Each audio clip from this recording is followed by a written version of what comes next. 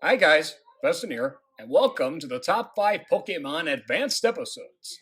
Yep, we're now in the Hoenn region. It took us a while, but it was worth it. For this season, following in Gary's footsteps, Ash decided to take only Pikachu with him to Hoenn so he can catch some brand new Pokemon. Along the way, he meets up with some new friends, May and her brother Max, as well as returning companion character Brock. Seeing as although he went back to Pewter City for a while, he was more interested in traveling with Ash than anything, and he would continue to do so until the end of Diamond and Pearl. Now, as we see the honorable mentions here, I will point out that after the first 20 episodes of the Hoenn season, Roger Parsons left his narrating position to Mike Pollock, and he wouldn't get his spot back until Battle Frontier. So now, without further ado, let's count down the top 5 best Pokemon episodes of Pokemon Advanced.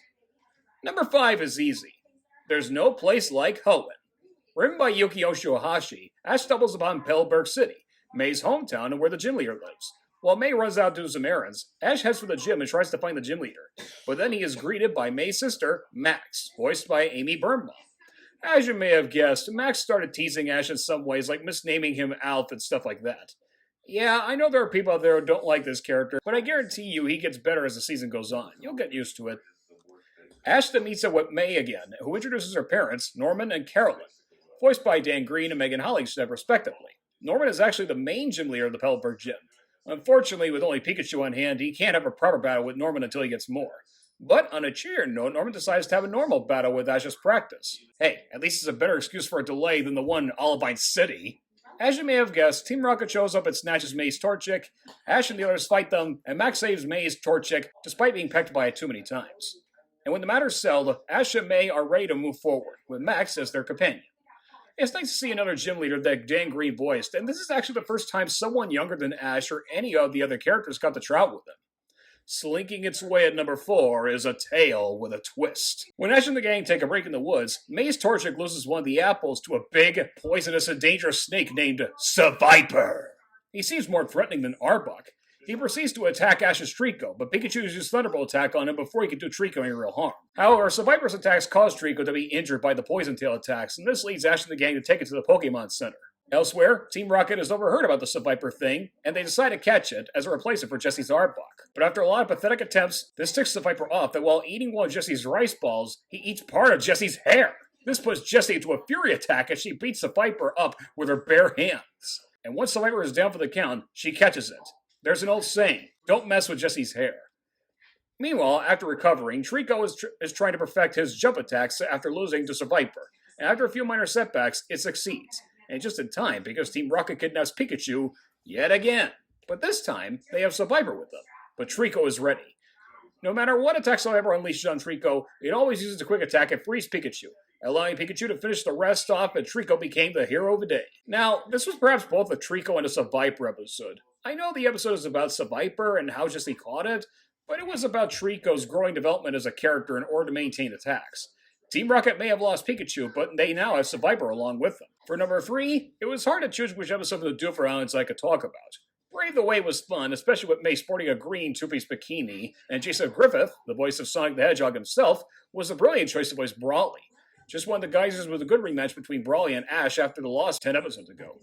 But after so much thinking, I decided that number 3 is going to be a Meditite Fight. As Ash and his Pokemon are preparing for their rematch with Brawly, who should show up at one of the greatest one-off characters in the entire season, Shauna the Battle Girl, voiced by the one and only Lisa Ortiz. And boy, does the voice match the character design very well.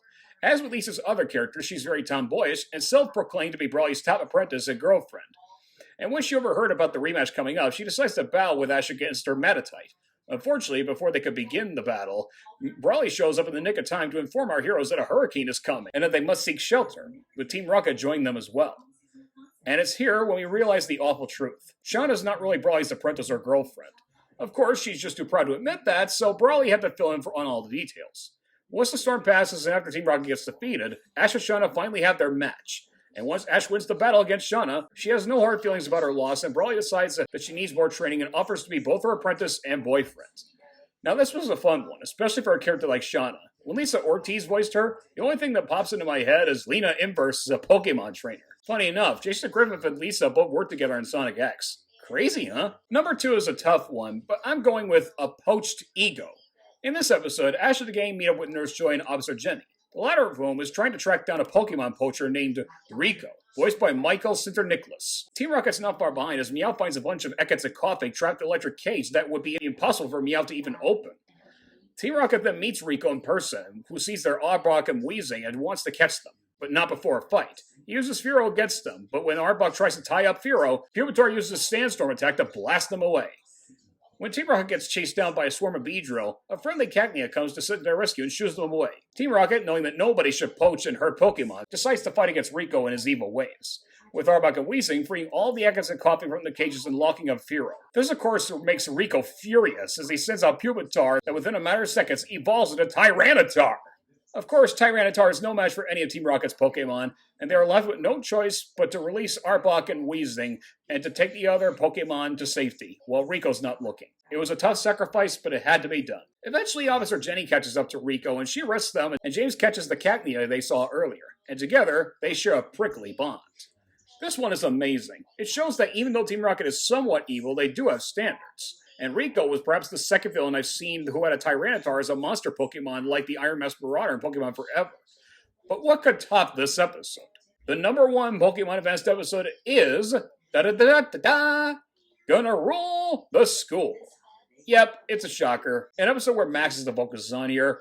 To give a recap, the gang makes it to Roseboro City, but before Ash is ready to go to the Roseboro gym, they decide to hang around and do some stuff. Along the way, Max finds a Poliwag that belongs to a trainer's school, and it is here we meet the gym leader, Roxanne.